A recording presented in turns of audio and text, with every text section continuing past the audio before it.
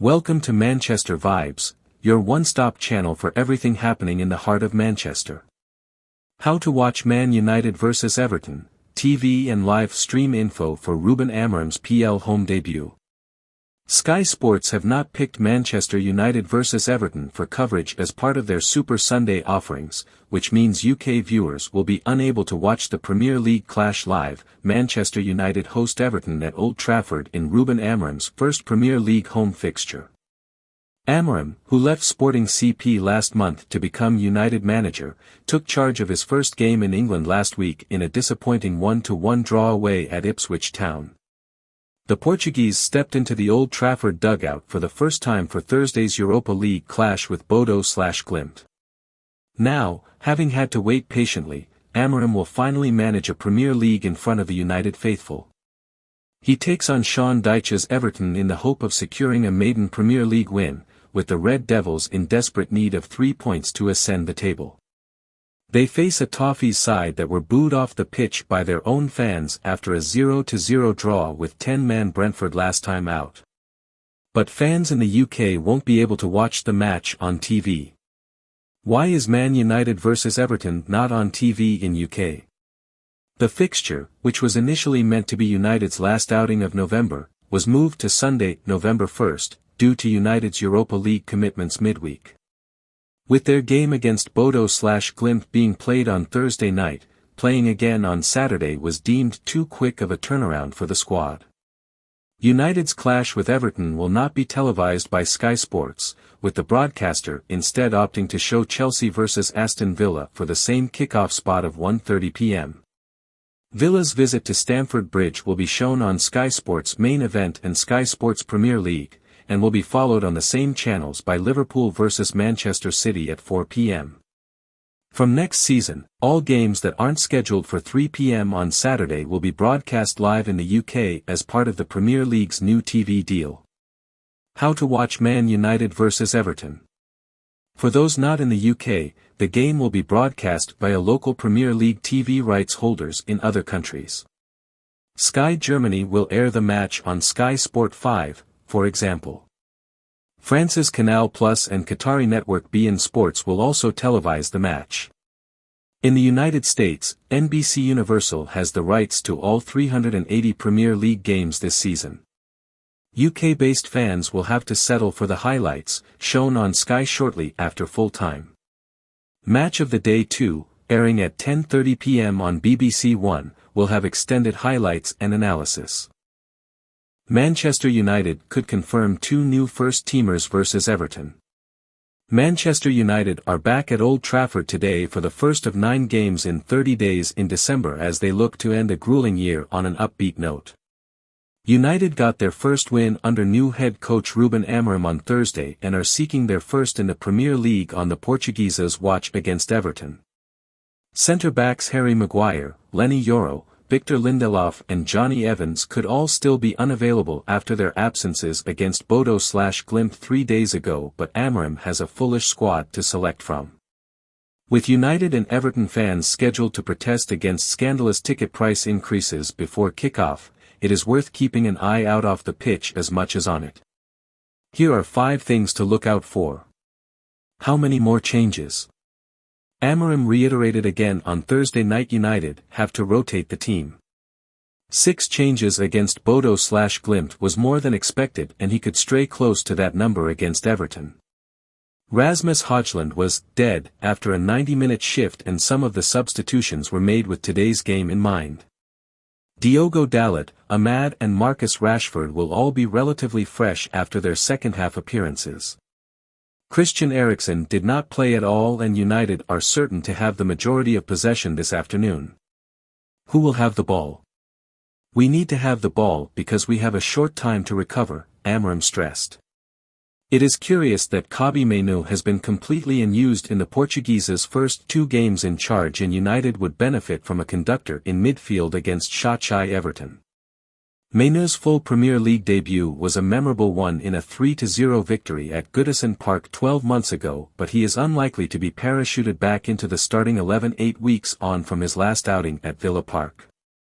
Eriksen is an option or Bruno Fernandes could continue in a deeper role.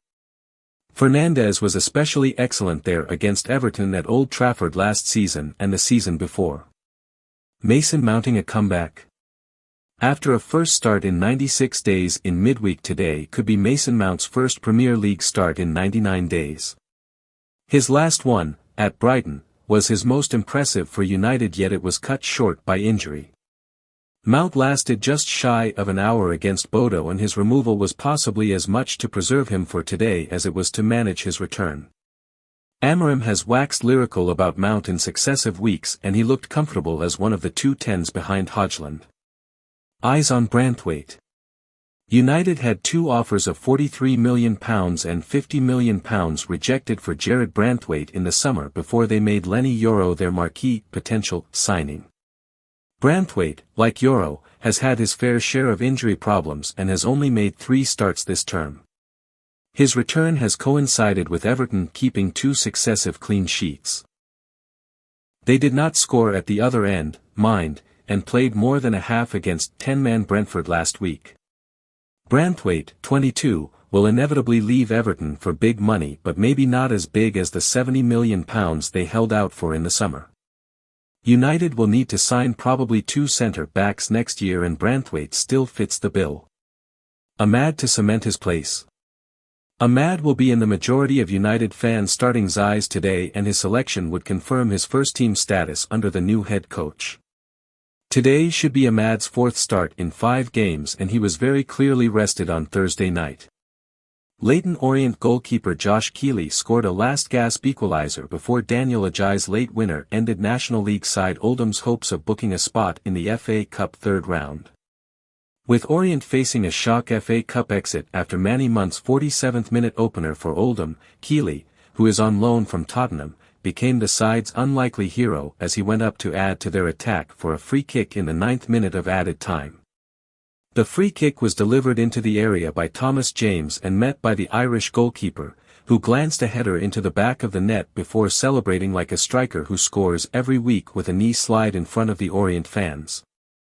The goal forced the match into extra time and set the stage for Ajayi, who had earlier missed a penalty, to win it for the League One outfit in added time at the end of the extra 30 minutes. Keeley, 21, joined Orient on loan from Spurs in the summer in a bid to get more first-team minutes after spending last season on loan at Barnet. The Irish U21 international started his career in his home country with St Patrick's Athletic before moving to Tottenham in 2022. He is yet to make a senior appearance for the club but regularly played for their under-21 team before moving to East London.